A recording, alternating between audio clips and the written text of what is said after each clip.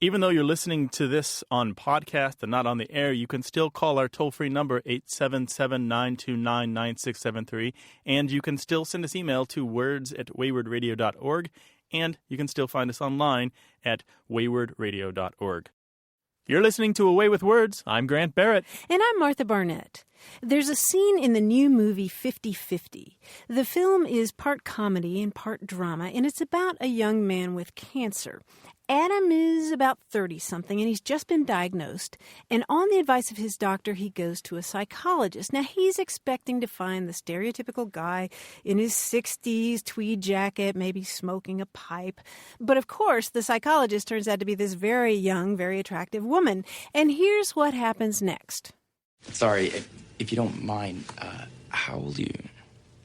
24. You're 24, wow. So what are you, like Doogie Howser or something? Who? Doogie Howser, the teenage doctor. Does he work here? No. Grant, I totally identified with this too. poor guy. You use a word or a phrase and you get this blank look and you realize, oh my gosh, my language marks me as being from an entirely different generation, and this person has no idea what I'm talking about. I love that scene. Yeah, when people make Pokemon references, which was past my time, I have no idea what they're talking about. All this, they're like, yeah, that was just like this character in this anime. And I'm like, anime was not a thing in the early 80s when I was watching cartoons. No idea what you're talking about. Oh. But it's not just the pop culture references, right? No, it's everything. There was a great discussion on Reddit about this. What are the things that your parents say that make you realize that they're old-fashioned or out of touch or that make them seem old? And there's I have more and more of those. The other day I said, only her hairdresser knows for sure. And I got this blank look. What in the heck is that? I'm getting a blank look right now. No, Grant. I get it. Yeah. Didn't Helen Reddy do the song on the commercial for that? No, that was something else, right? Oh. So today we're going to be talking about the things that other people say that make them seem out of touch or old-fashioned. Or things that you've said and you realize, this person has no clue. Do tell on yourself, 877-929-9673, or tell on other people. Words@waywardradio.org. We'll be sharing a lot of these throughout the show. Hi, you have a way with words. Hi, this is Serene calling from New York City. Serene. Hi, Serene. Welcome to the program. Hi, thanks. What can we help you with? So I run the college prep program of an after-school program, and my colleague and I teach writing classes as part of that and sort of both pride ourselves on being grammar nerds. Mm-hmm. And when one of the students finishes their work and says, I'm done, he'll correct them and say, the work is done, you're finished. And so we kind of have a little dispute about whether there's actually a difference between done and finished. I think you can use them interchangeably.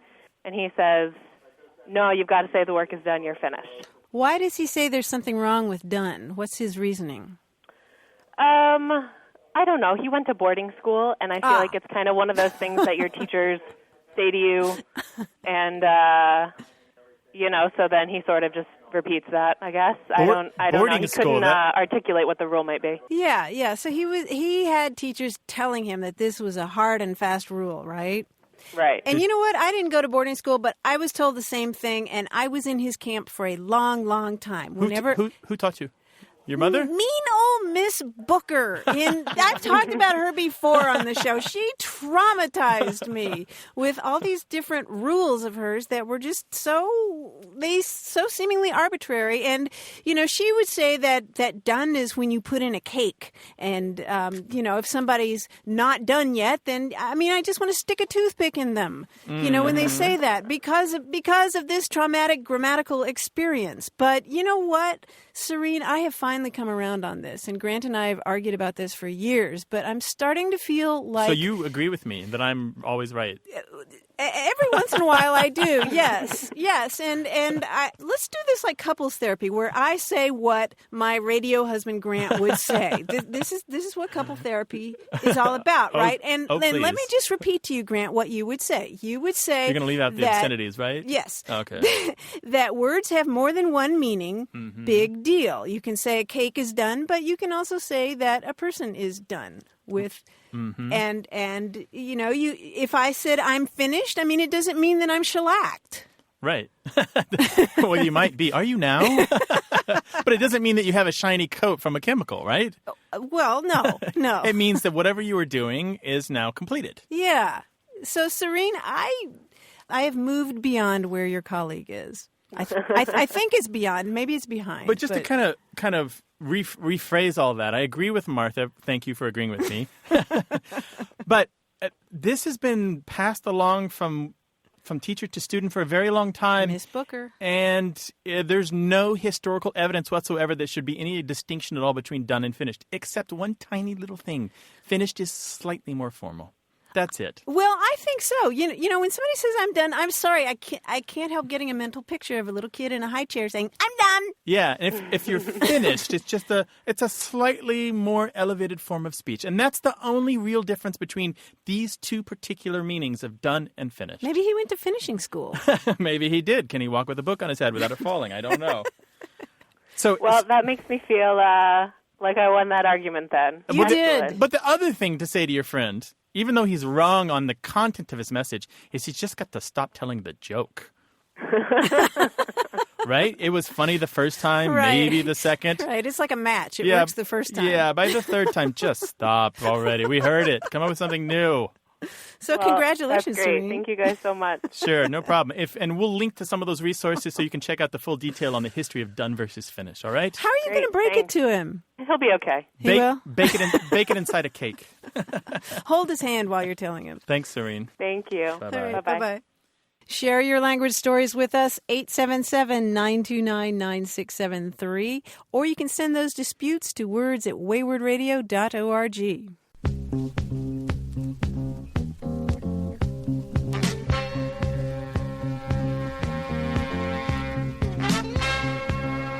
Here's an email from listener Hugh Alt. He asks a question that a lot of people have sent to us. He says, could you discuss at some point why entree in the U.S. means main dish, while elsewhere it means what it suggests, that is, the dish at the beginning of the meal? And there is a lot of confusion about that, right, Grant? Because entree, you would think it would be the first thing. Right. If you know any French at all, you would expect that it means something first. Right. Yeah. Right. But the trick is that in the 19th century, formal dining in Britain, the entree came later in the meal because you started out usually with something like soup or fish, and then you had the entree, which was the entree, so to speak, into the main roast or Right. joint, So as it they wasn't would say. it wasn't the entry point into the whole meal. Right. It was to the entry point into the pièce de résistance. Right. The big thing. Right. The boar's head with the knife stuck in it and the apple in its mouth. Right. Exactly. Yes. That wasn't the entree, but the entree was the lead up to that. Some little saucy thing, right? Yes. Entree in English then kind of took its own legs and ran away and did something else and left French behind and said, see you later. Yeah. I'm going to become the main course myself, right? Right. And so if you understand the etymology, it's a little confusing, but we just kind of have to chalk it up to language changing out from underneath us, Yes. kind of. Or Yes. right. Well said. Well, you can send us email. The address is words@waywardradio.org, or you can call us 877-929-9673. Hello, you have a way with words. Hi, Grant. Hi, who's this? This is Phil Carrion. I'm calling from West Covina, California. I'm dating my girlfriend for about 9 months, and this really didn't seem like a big deal at the time, but it's kind of grown into a fun debate between us. She asked me one day, she goes, hey, what time is it? And I went, it's 10 of 5 or whatever it was. She goes, and, she kind of mockingly says, I don't know what you mean. And I went, it's 10 minutes of 5. She goes, of is not the proper use. I went, well, it has to be. I've been using this for years. She goes, no, it can't be right. So now I said, well, it's 10 minutes until 5, dear. She goes, okay. So for the last 5 or 6 months, jokingly, I'll say it's, 3 of midnight or whatever the case may be. And she will always say, I don't know what you mean. So then I, of course, play the game and say, well, it's 3 minutes until 10 or whatever it is. So we finally got to a point where we're like, okay, let's take a bet. I bet you I'm right. She says, I bet you're wrong. We're going to email Martha and Grant. What does she say, Phil? She says it's not the proper use of language. But what does she use herself? Till. Till. It's 5 till 4. And how does she spell it? T-I-L-L, I would assume. Yeah. Which means the same thing as until, right? Of course, yeah, Yeah. exactly. I mean, there's some people who say that T-I-L-L is too informal or something, but it's just fine. Yeah. But does she ever say, or do either of you ever say, it's 4:45? Yeah, he Yes. does. You say quarter of 5. No, I say quarter of 5. Yes. Oh, okay. Yeah. And she'll say it's a quarter to 5. And why does this matter to her? Because she takes every opportunity that she can to give me jabs That's in a fun way. No, it's a lot of fun. I mean, Yeah, well, prepositions are handy for that. exactly. Yeah. See, she's dating a caveman. I only went to a few years of college, and she has 3 degrees. Aha. So it's one of those things, and I'm well spoken. I work for a big company, deal with a lot of big clients and stuff. So I try not to sound like a caveman, but we have fun with it, and and that's where we are. Yeah, I don't think you sound like a caveman. No, you you, sound Grant? fine. No. Very well spoken, as you said. Oh, no. I think I grew up saying 10 of 5. Oh, only in Kentucky it was 10 of 5. 10 of 5. okay. 10 of yeah. 5, yeah. Yeah, Oh, funny. Because here's the big secret for your girlfriend, or is she your fiance? Girlfriend? No, that I'm hoping one day. Okay. It looks that way, but So here's the secret. There are millions of people like you, Phil, and they also say things like quarter of 5 or 10 of 3 and so forth. Of is Right. pretty well known. It's not the only way to say it, but neither is it incorrect. Nice. Well, we're big fans, and she's been on your show before, so Oh, okay. we're really big So fans. she'll trust our authority then. Yes, of course, of course. No, this is just a fun little debate that we had. Okay. It's a lot of fun. Live long and prosper, friend. Good to know. Thank you, guys. I really appreciate it. Sure Okay, thing. take care. Bye-bye. All right, guys. Bye-bye. Bye-bye. Well, what are you arguing about with your spouse? Not the laundry, not the dishes, but something that she said or something that you wrote, right? Give us a call, 877-929-9673. Put it in email to words@waywardradio.org or find us on Facebook or Twitter. Here are more of those things that people think make you sound old-fashioned or out of touch. Okay. This is from our Facebook page where Yeah. there's a lively discussion going on. A lot of people have pointed out on Twitter as well that icebox makes you sound old. Oh, Just yeah. put that in the icebox, Yeah, honey. Well, It's yeah. a refrigerator or a freezer. Just It's not Yeah, really an but it icebox used to anymore. It be literally an I icebox. like that, though. Yeah. There are a couple people who've replied in this long thread saying, a lot of these just seem homey to me and not Yeah. old-fashioned. So Yeah. it's a difference of opinion. Right. One wiseacre here, Gregory May, points out that super duper makes you sound out of touch and old-fashioned. Which Hello. Who do is something I say all the time. Who says that? Yeah. I told him it's timeless. Super duper will never be old. Well, at least a couple of people said, "What can I do you for?" And you say that all the time too. Yeah, but you and I are kind of like we're like crows or magpies. We pick this stuff all across the wide history of English, and We're old crows and magpies. but we bring it all in. We're completely up to date and also very old fashioned all That's at right. once, right? That's Yeah. right. Yes. Drop us a line, join our Facebook discussion, send us a tweet, whatever. Let us know what makes people sound old fashioned or out of touch. Words@waywardradio.org, 877-929-9673. Stick around for more hot chat about language as A Way with Words continues. You're listening to A Way with Words. I'm Martha Barnett. And I'm Grant Barrett, and we're joined by John Chinesky, our quiz guy. Hello, John. Hi, Grant. Or Hi, should I say, Martha. hello, John. Hello, Johnny. Hello, Grant. Hello, Martha. How are you guys? Super. What's happening up there? What are you working on these days? Let's see. What am I working on? Making puzzles. I'm making puzzles. I made a crossword for a group of a magazine that goes out to supermarkets, and I do all sorts cool. of Very good. other things. And I have a special project coming up. I'll tell you guys about soon. Big secret, is it? Oh. Yeah, a little bit. In the lab. Will we get it for Christmas? I believe you probably will. Yes. Great. Well, do you have a little present for us now? I do. We're all agreed that eventually the world will be overrun by the living dead in a massive zombie apocalypse, right? Yeah, sure. Yeah, we know that, right? Yeah. Either that or the rapture. Pick one. Right. Well, what I want to look at is how the world will change or not change once the dead walk again and feast on the living. So wait, Now- you're worried that we won't be able to tell. Yeah, I think there may be places where you look around, you can't even tell the difference. That's exactly what this puzzle's about. Okay. Now, this is a very special puzzle because I invited a friend of mine, a zombie friend of mine. His name is Zombie Rob, who will tell you some things about life in a zombified world. Now, I need you to tell me what he's talking about. If you For don't example- actually have Rob Zombie in the studio right there with No, you, I'm no, going to no. be so angry. No. This is Zombie Rob. Oh, okay. This is Zombie Rob. This is Rob. his acquaintance. Okay. Okay. Now let me bring him in. Say hi to the people, Zombie Rob. Now listen. Before he goes on, I just want you to know All the answers to these clues will include the word dead. Okay. Okay. Ready? Yeah, we're ready. I can speak zombie. Zombie Rob, work for Postal Service. Zombie customers' bad correspondence. Address items Dead letter office. incorrectly. Oh. Zombie Rob, put items here. Dead letter office. Yes, very good. Very good, Zombie Rob. Very good, Grant. Yes, dead letter office. Okay, you guys continue. You are not going to give every clue in the zombie voice, are you? Not me, Zombie Rob. Don't look at me. Out of way, tall man. No. Zombie Rob's sister's ex-husband, not good zombie. No pay alimony. What kind of zombie that? Deadbeat dad. Deadbeat zombie. Zombie Rob, spend time zombie pirate ship.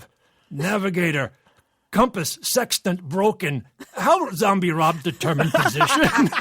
Zombie Rob sounds like Hulk. Dead reckoning. Yeah. Dead reckoning, very good. Unfortunately, yeah, Zombie Rob dropped his prepositions somewhere on the way to the studio. So is there a Rob Zombie that I'm missing? There is a Rob Zombie. Okay. Yes, he's Yeah. a, All right. a musician and a director of horror movies and such. I see. I'm just representing all the listeners like Yeah. me who have no idea what you're talking about. Talk about being out of touch and feeling old. Okay, now go. Now Zombie Rob's feeling kind of bad that you guys are more concerned with Rob Zombie than him, so you gotta pay a little attention to him, okay? Zombies no listen radio. Good thing. Zombie Rob, not good radio host. Forget to talk. Dead air. What? That called. Oh, yes, that called dead air, yes. Good. How about this one? Go on, Rob. Go on, Zombie Rob. Zombies famous for shambling along. All zombies run same speed. Make track meets boring. Every race ends same way. The dead What way? heat. Dead last. Dead heat, dead last. Oh. They're all dead last. It's a dead heat. Man. Last one. Zombie government democratic. No get anything done. Vote on this tie. Vote on that tie. Every time. Deadlock. Deadlocked government. Deadlock. That quiz is dead and buried. Thank you, guys. You were actually fantastic. Thank you, Zombie Rob. Oh, no, thank you, John Terneski. You great puzzle guy. Oh, man. If you've got some brains left, give us a call, 877-929-9673. Send John a love letter to words@waywardradio.org and send your letters for Rob to the Dead Letter Office. Hello, you have a way with words. Hi there. This is Mark Russell from Dallas, Texas. Hi, Mark. How are you? Hey, Mark, what's going on? I'm good. Well, I have kind of a strange question. A friend of mine has normal speech for the most part, except in one word that I can pull out, and that's garage. He's his parents were both from Illinois, and he grew up. He was born in California, lived there as a small child, and then moved to Texas early on. And he doesn't have much of an accent in any way that I can note, except for that one word. And I've never heard it before. He insists on clinging to that pronunciation. I wondered if there's some background to that way to say garage. Say it again. Garage? Garage. He's thrown an extra R in there. It's a bonus Exactly. R. Free R's for everyone. Garage. There are at least 6 pronunciations of that word, G-A-R-A-G-E, that I know, but that's not one of them. I don't know. Yeah. He's got an R insertion thing happening. You usually hear it in wash or warsh, right? Yeah. Or Washington or Washington. But I've never heard it in that word before. Is that a thing, Martha? Well, it is now, yeah. Garage. There's one guy from Illinois. We have a data point. Put it on a map. Where's my push pin? You know what? I think I've heard that before, but I don't know that it's connected with any particular region or anything. Maybe, does he not get out much? Actually, he's quite the social butterfly. So Oh, he I don't is. believe that's it. Okay, all right. Garage. All right, because I've heard several, as you said, Grant. I mean, there's garage and garage, if you're in Garage, yeah. Britain, and garage. I grew up saying garage. What about you? Yeah, exactly. Garage. And Mark, what about you? Same here. Garage. Garage. But so garage, garage, garage, garage, and this guy, garage, and I think there's another one here. Well, I've heard people say garage, just one word. Garage. I'm going to put the car in the garage. Well, tell him, go on and prosper, but just don't spread it. Okay, I'll do that. Mark, thanks so much for calling. You bet. Thank you. Take Bye-bye. care. Okay, Bye bye-bye. now. Hey, you never know. One data point can turn into a map full of pins, right? It could. There could be a whole group out there. Remember when that- we talked about the names for the end of a loaf of bread, the heels? Oh, yes, And the we had the krunka. one, we had the Yeah. krunka. It turned out to be Polish, right? Right. Who knew that many people had Polish grandparents, Who right? knew? And Oh now my the map gosh. is covered with red pins because all these people yeah, my grandparents were Polish. I know that word. And we're like, oh, mine weren't. So this guy in Illinois could be onto something, right? Garage? All of Illinois is going to rise up and say, garage. Garage. Madam Garage. It's the Second R movement. I bet there's a Facebook group, or there soon There- will be. there- Call us and tell us what you think. 877-929-9673 or send an email to words@waywardradio.org. And you can always find us on Facebook, too. Hello, you have a way with words. Hi, this is Kim, and I'm calling from Chicago, Illinois. Hi, Kim. How are you both? Super duper. We're And doing yourself? well. I'm doing great. Well, I was sitting down with my son in the living room, and we were, he's learning to read, and at the end of each of his little books, it says the end.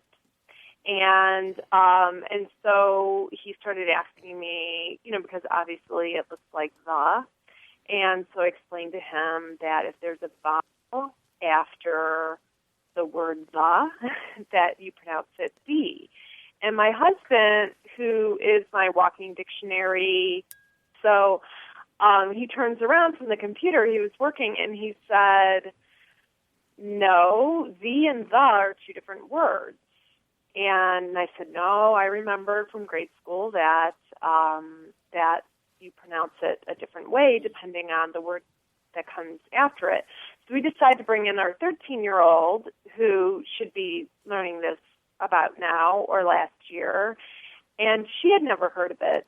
And so I decided to write you, and so then I put on my Facebook page that I was going to be on A Way with Words and how excited I was. Kim, let's go back But- just a second. I want to ask you Yes. something about your husband. You call him your Yes. walking dictionary, and yet he claimed that the THE is two words. What did he mean by that? He meant that there's THEE and there's THE. Well, those are different okay. words, Yeah, but they're not those the are- same yeah. word. When we're- That those are different words. Yeah. And Yeah. that the is always pronounced the. I just want Oh, wow. we just want to short circus all the. It's clear that you really touched a nerve with people. This is kind of incredible. I expect we'll get a flood of email because we're talking about this. Yeah, I'm fascinated. You've got it right. It's all about. I have it right. Yeah, the consonant or vowel that follows controls the pronunciation of THE. Well, now wait a minute. Well, Wait the 1 sound. second. The sound. No. This is fascinating to me, Kim, because you're teaching your kids this rule really early on that if the E in the word THE comes before a vowel, then it's a long E, right? Right. So it's the apple. Right. The, The apple, apple. the ocean, the orange. And if it comes before a consonant, then it's more of a schwa sound, like The dog, the cat, the car. Right. Yeah. Now, what Right. fascinates me about this is that somehow, my mother was an English teacher. I had a good education. I never heard this until for decades. I didn't Decades. learn it until I was almost into my 30s. Really? Nobody Yeah, me ever told either. me this. Me ever. either. I learned it in junior high, and it stuck with me. I mean, I went through a K through 8 school, so I learned it in either 7th or 8th grade, and it stuck with me. It was one of those things that has stuck with me, and I'm never wrong when it comes. I mean, I'm never right with things Oh, I see. She's one of with us. English when it comes with my husband. Yeah. There's an exception. There is one exception, a little asterisk footnote here, which is for emphasis, you can say the in front of any word at all. Yeah, and you hear wanna politicians do that a emphasize lot. And Kermit the Frog. Right. So if you've got a golden apple, you might say, this is the apple that fell from the tree and hit me on the head. Yeah, Meaning, this is not the that radio other, show Yeah, that you wanna not listen- the other apple, this apple. This Yeah. is the apple. Yeah. And, Right, And right. there's another thing here, too, which is, frankly, vowels tend to schwa in English. So even when we say the E sound and we say it very briefly, a lot of times it still sounds like because we just talk so fast. And Right. Yeah. vowels tend to go Yeah. But you're right that this was taught as a rule, that if it comes Yeah. before a vowel, it's going to be an E sound. If it comes before a consonant, it's an But somehow Grant and I missed it. It went right over our heads. But- And I had it pointed out to me, and I was shocked. I was absolutely shocked. Well, you know, this is a really interesting question, Kim. We're going to just explode this. We're going to set some C4 along the corners of the internet and then step back a few hundred yards and light that fuse and see what happens, all right? And if everyone wants to join us, find us on Facebook or Twitter or on our website in our discussion forums, and we'll all talk about this together. And if we come up with an answer, we'll share it on a future show, okay? This has been great. the most interesting call we've had in a while. Not really. So technically right, but No, it's completely You're right. Completely right, but not everyone learned what you learned. Yeah. So, You're right. That's the rule, but it's not always taught. yeah. okay. Cool, Kim. Thanks. Well, thank you for your help. And props to you for educating that 13-year-old properly. Have a great day. Take care. Bye-bye. All right. Bye-bye. Okay, bye-bye. If you'd like to get your voice on the air and talk to us about language and all kind of goofy nonsense, 877-929-9673. Or you can call Martha and tell her how brilliant she is. Or send in an email, words@warewoodradio.org. And as we like to say, on Facebook and Twitter and everywhere else.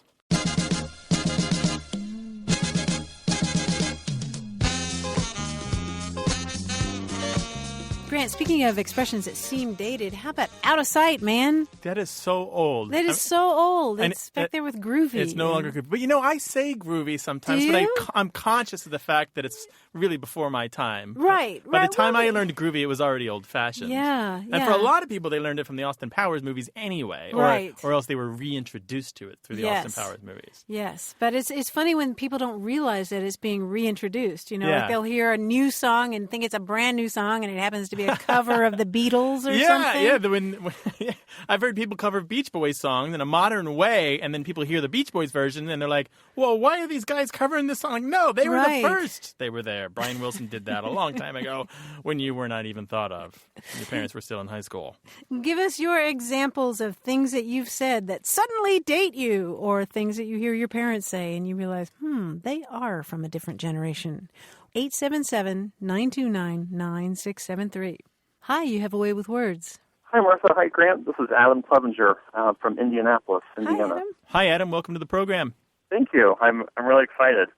Every time I travel, I always listen to the show on podcast, and the last couple episodes I had heard some questions about family sayings, and I had one, and I wanted to find out a little bit more about my grandmother's superstitions. Whoa, your grandmother's superstitions, do tell.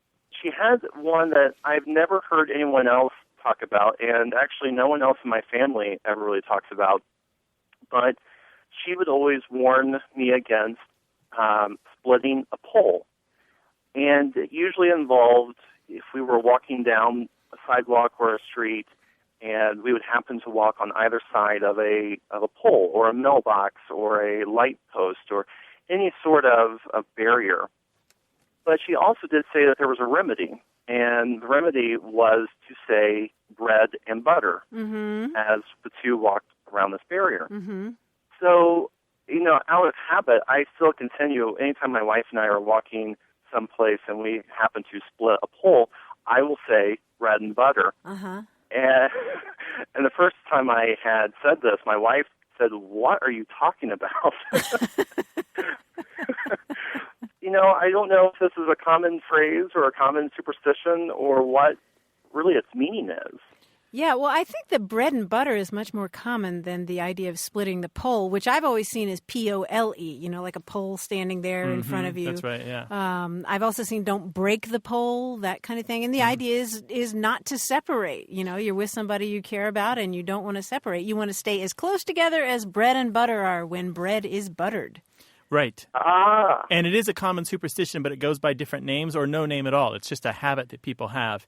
And the don't split the pole is one way of referring to it. Lots of people know the bread and butter, by the way. We did a call about that and got a lot of response. Yeah. And even found, I think it was an old Bugs Bunny cartoon where it's Yeah, used. Looney Tunes. Looney Tunes. Where they're tigers walking back. You can probably find this on YouTube, Adam. It's two tigers walking in a cage back and forth. But don't... I thought they were saying grandmother, grandmother, but they were saying bread and butter, bread and butter. But you can probably find that on YouTube. Well, I guess that would, in my case, that would make sense. It would make bread and sense. butter. I hadn't thought about that. Yeah. But split the pole. Don't split the pole is a pretty common superstition. You'll find a number of references online. You probably found them. Quite a few refer to African Americans who have this belief. Yes. And you'll also find a small little Facebook page called "Don't Split the Pole." Oh, really? Of course, there's a Facebook page for everything. Really? Yeah. It's got about 70 members, and they describe "Don't Split the Pole" as when you walk into a doorway that has two doors, and there's a divider between them where the doors will latch, and it's when you go through the two doors, one on each side, rather than both of you going through the same door. Oh, really? And that's their version. Oh, This person really? who set up this page called it "Don't Split the Pole." So maybe it's the idea of Interesting. splitting around the pole, I guess, is the idea. It's about, but you nailed it, Martha. It's about being separated from this person that you're with. It's a physical separation that somehow represents some other kind of psychic or emotional separation. And Adam, does your wife say anything back to you when you say that? Now she just accepts it, and it's not for superstition or anything like that. And for me, it's just, I guess, just out of habit. I don't even know sometimes when I do it. Well, if you want her to participate in it, she can say, "Come to supper." There's some call and response there in some of the traditions. Oh, interesting. Bread and butter. One person says bread and butter, and the other person says cheese and cherries, or the other person says, "Come to supper." Bread and butter, come to supper. I kind of like that. And good for you for carrying on your grandmother's tradition. Oh, that's great. Well, I look forward to continuing the tradition then. Excellent. And I like adding the callback or the response as well. Yeah. What was it? Cheese and cherries? Well, I like "come to supper." You can say bread and butter, and she can say "come to supper." I like that. Very nice. Adam, thanks so much for calling. Thank you so Bye-bye. much. Take Bye-bye. care. 877-929-9673 or send an email to words@waywordradio.org. Support for A Way with Words comes from National University, where flexible online classes let you earn your degree or credential on your schedule. More at nu.edu. And by the 5th edition of the American Heritage Dictionary of the English Language. 10 years in the making with 10,000 new words and senses. More at ahdictionary.com. You're listening to A Way with Words. I'm Grant Barrett. And I'm Martha Barnett. If you've ever tried to learn a foreign language, you'll probably be as amazed as I was by the story of a 19th century Catholic priest named Giuseppe Mezzofanti. In the early 1800s, tourists to the city of Bologna returned home with these rapturous accounts of this priest's extraordinary abilities when it came to language. He himself claimed to speak between 40 and 50 foreign languages. But was that really true? And what was his secret? People who can speak at least 6 languages fluently are known as hyperpolyglots. They're sort of the Olympic athletes of language. But what is it about them that makes it easy to become fluent in all those languages when you and I struggle to master just one? And are there any modern-day Mezzofantis? Well, those are some of the questions that Michael Erard set out to explore in his new book. It's called Babble No More, The Search for the World's Most Extraordinary Language Learners. Now, Grant, as you know, Michael Erard has a background in linguistics, but he's also one of the few people who happen to know how to write a book about language that reads like a mystery. He travels the world to interview hyperpolyglots. He delves into neuroscience and takes a look at the preserved brain tissue of gifted language learners. He uses his online survey to find 167 hyperpolyglots all around the world, and he uncovers some surprising answers about what a lot of them have in common.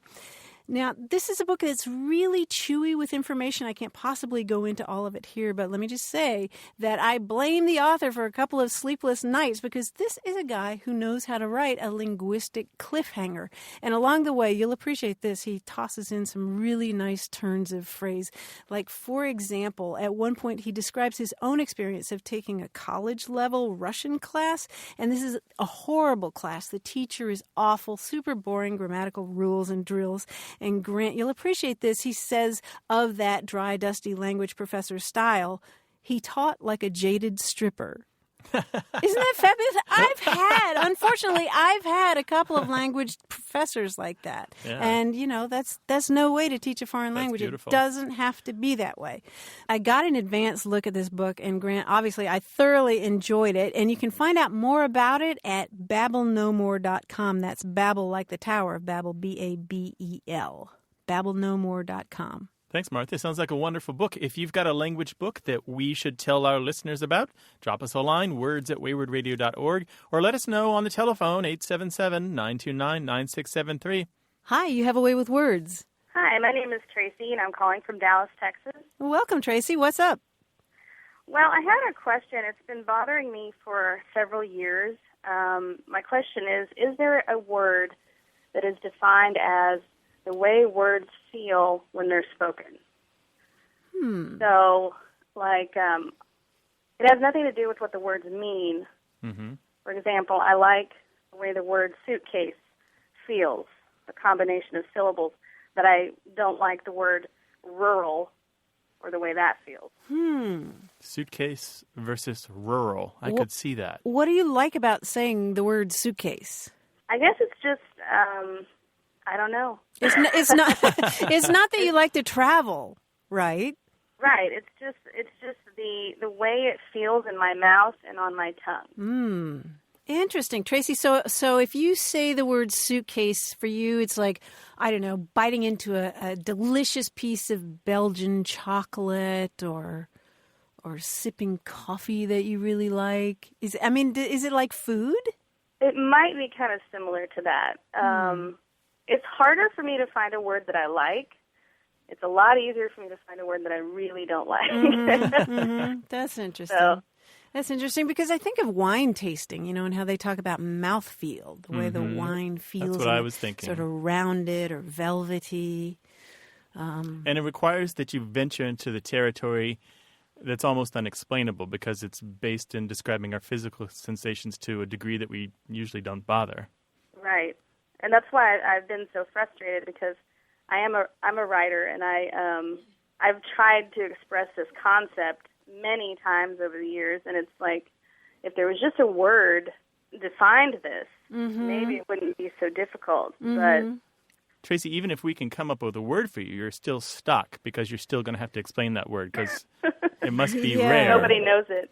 And I would think as a writer that you might have more enjoyment in the process of explaining why you enjoy the sensation of saying a word more than you would simply just slotting a single word into that space where otherwise you might need a page or a paragraph. Well, that's true. I hadn't thought about that. I think there's a word for that. We interviewed Roy Blunt Jr. about his book, Alphabet Juice. It's in a podcast on our website. And he uses a word in that book and in the follow-up book, Alphabet or Juice, Sonicky, Sonicky. And it basically describes exactly what you're referring to, this idea that that they sound kind of the way they mean. So it's a little bit about meaning, but they come from your mouth with some kind of clue as to the way that they're to be received. For example, fuzzy or sleek, right? Fuzzy is a little fuzzy because of the Z's, and sleek is a little sleek because of the E's. But that does refer to the meaning, and it's kind of like mouthfeel in that it's not quite right. And then there's the German word, and pardon me if my German pronunciation isn't very good. Martha, you know this one, right?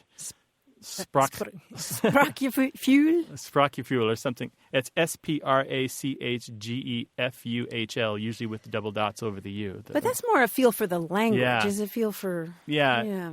So it's not quite right either. It sounds like what you're describing is sort of a low-grade synesthesia in a way. Are you familiar with that book? Yeah. The Man Who Tasted Shapes. Or perhaps kinesthesia, right? The relation of thought to movement. I was thinking of that earlier. I had that word in my head. We're going to keep looking for you and see if we can come up with something else. Those are the best candidates that we have, Sonicky, Sprachgefühl, and mouthfeel, but none of them are quite right. Somewhere in the intersection of those three words maybe is our answer. All right. Well, I think the synesthesia part and the kinesthetic element is kind of where my brain is on it. And mouthfeel is very close, too. So. Okay. Very good. Thanks for calling, Tracy. If you come up with anything or we'll come up with anything, we'll trade messages, all right? Oh, excellent. Thank you so much. All right, okay, thank you. Bye-bye. Bye.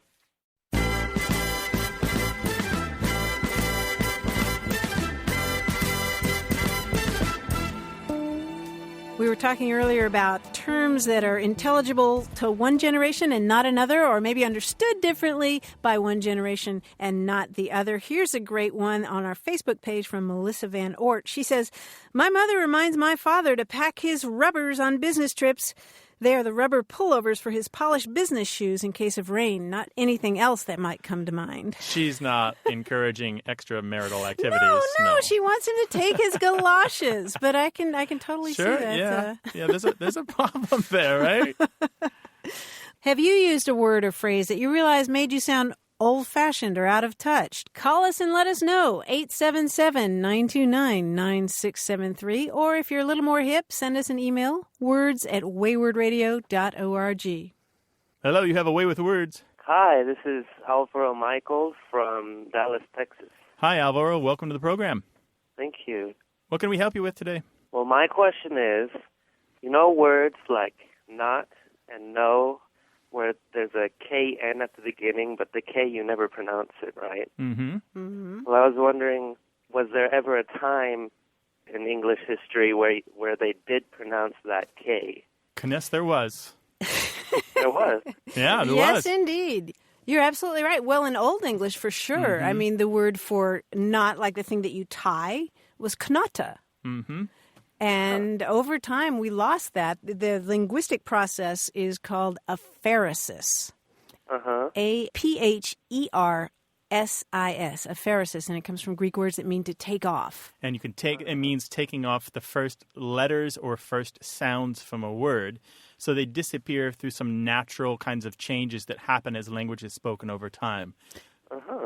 And no, K-N-O-W, is a particularly interesting example because it has cognates in French and Spanish and other languages that come from the same root and they mean roughly the same thing. So in Spanish, Martha, to know is conocer, and this hard C sound at the beginning is still pronounced. And in French, it's my French is connaître, C-O-N-N-A-I-T-R-E.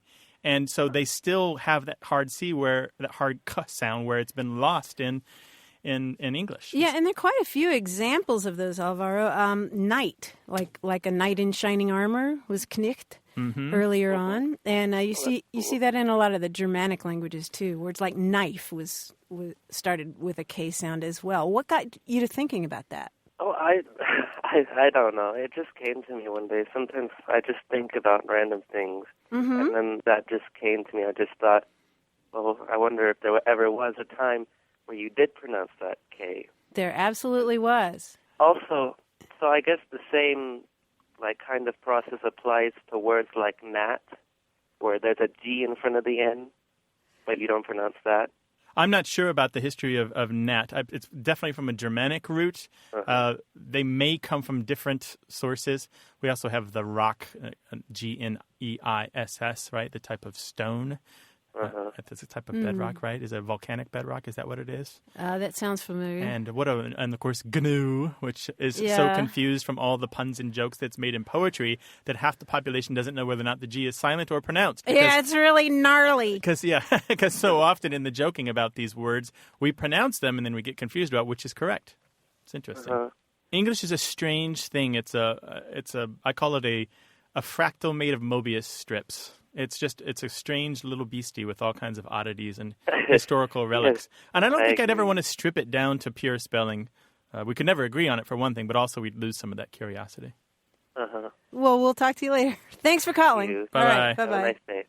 Well, if you've got your knickers in a twist about something to do with language, give us a call, 877-929-9673. Send us email to words@waywardradio.org. Find us on Facebook and Twitter, or smoke signals work.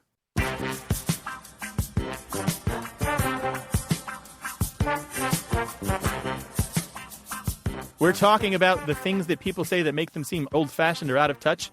There was a Reddit discussion that we'll link to, and I wanted to share a couple that I liked. One says that her friend's mom, when teaching a church class, would call a mistake a boner, which, of course, means a completely different thing to a certain set of Americans. Oh, yeah, young whippersnappers. Yeah, but I remember hearing that. It was just a mistake, right? A goof. And then another one is, this fellow says, or it could be a woman, it's hard to tell with those nicks on Reddit. They said that their dad asked if they were doing the pot.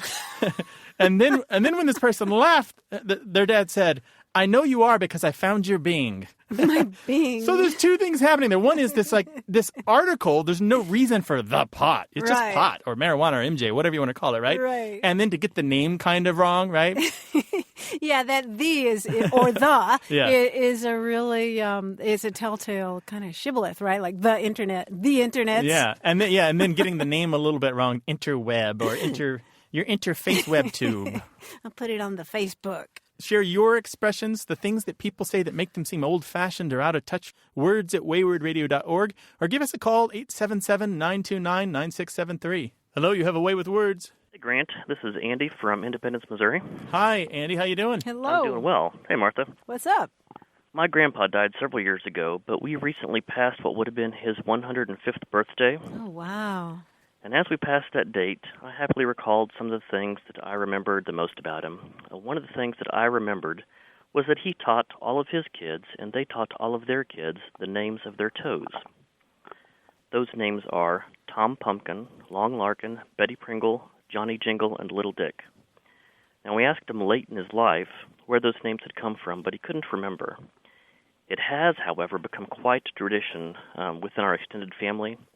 I've passed this down to my kids, but it seems to lack some of the staying power that it had with my generation. It seems like such a wonderful thing to pass down and to keep as something to connect our extended family. And I'm hoping that some backstory might give it a little more bite. Hopefully that's where you guys come in.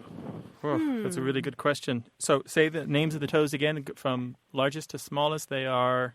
Tom Pumpkin, Long Larkin, Betty Pringle, Johnny Jingle, and Little Dick.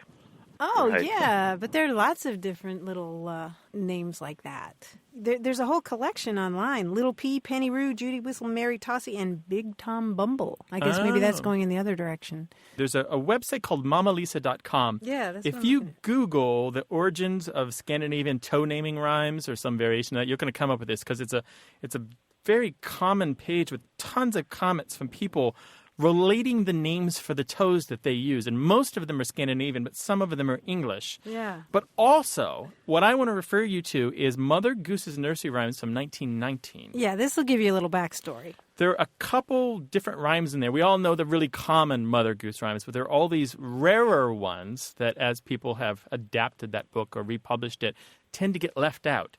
And there's one about Little Betty Pringle, which is one of the toe names that you named. Mm-hmm. And there's one about Johnny Pringle, which is not quite the name that you gave, which was Johnny Jingle, but it's close. Little Betty Pringle, she had a pig. It was not very little and not very big. When he was alive, he lived in clover, but now he's dead, and that's all over. That's so sad. Johnny Pringle, he sat down and cried. Betty Pringle, she laid down and died. So there was an end of 1, 2, and 3. Johnny Pringle, he, Betty Pringle, she, and Piggy Wiggy. And this is a rhyme about the toes. We all know about toes being called piggies, right? Sure. So a few of the names are in common. One of the names is exactly the same. One is similar, and the others are different. But still, we can get a sense here that perhaps your grandfather got a couple of his names through some oral tradition that was connected to the Mother Goose rhymes. That's what I'm thinking, yeah. Well, that's fantastic. So it's not necessarily specifically from one place, but picked up pieces and bits here and there. No, we'll link to this mamalisa.com page. It's really fantastic. All of these people have chimed in with a certain amount of, I think there's glee in their voices. They're enthusiastic about sharing this particular thing that most of them remember from their own childhoods. And so there's fondness involved with that and memories of closeness to family and that sort of thing. Yeah, like I said, that's just something that kind of connects us all and hoping to keep that alive. And Andy, did you say that you were having a hard time passing this along to the next generation? Yeah, they just don't seem to be quite as interested in it. But I'm hoping that maybe, when it comes time and they have kids, that they'll remember it. Then they will. Then they're going to understand a lot, right? Yep. Well, good for you for passing it on. Well, thank you very much. Thanks for calling, Andy. We really appreciate it. All right. Bye-bye. If you have names or rhymes for your toes, give us a call. Let us know. 877-929-9673 or explain it in email to words@waywardradio.org.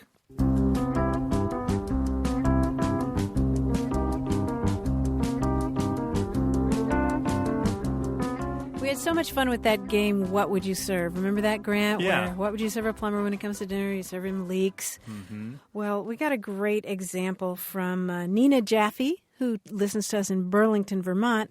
She wants to know, what dessert would you serve to a baseball player? Mounds.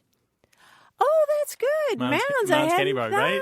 about that. I don't know. What was her answer? I bet it's better. What you would serve to a baseball player for dessert is bunt cake. Nice. Good. Love it. I love it. butt cake. Yeah. Yeah, we'd love to have more of your what would you serve questions. The whole idea is you pick a profession and find a food that has some kind of a pun or homonym kind of joke in there. Send it along, 877-929-9673 or words@waywardradio.org. Things have come to a pretty pass. That's our show for this week. You can leave us a message even when we're not on the air, 877-929-9673, or by email. The address is words@waywardradio.org. Stay in touch with us all week on Facebook and Twitter. You can listen to all our past shows by downloading them at waywardradio.org, or you can get the podcast on iTunes. Stephanie Levine is our senior producer. Our technical director and editor is Tim Felton. Tim also chooses our music. We've had production help this week from Josette Hurdell and James Ramsey. A Way with Words is independently produced and distributed by Wayward Inc., a nonprofit organization. The show's recorded at Studio West in San Diego, California. Thanks for listening. I'm Grant Barrett. And I'm Martha Barnett. Ta-ta. Adios. Support for A Way with Words comes from National University, where flexible online classes let you earn your degree or credential on your schedule. More at nu.edu. Hey there, podcast listeners. Just want to let you know that although we give you the show free and we give it free to stations, it does cost something to send these episodes out to hundreds of thousands of listeners across the planet. Help support our educational mission by going to the website and clicking the donate link. $10? A little more? How about as much as you think it's worth? Thanks in any case for helping us keep shop.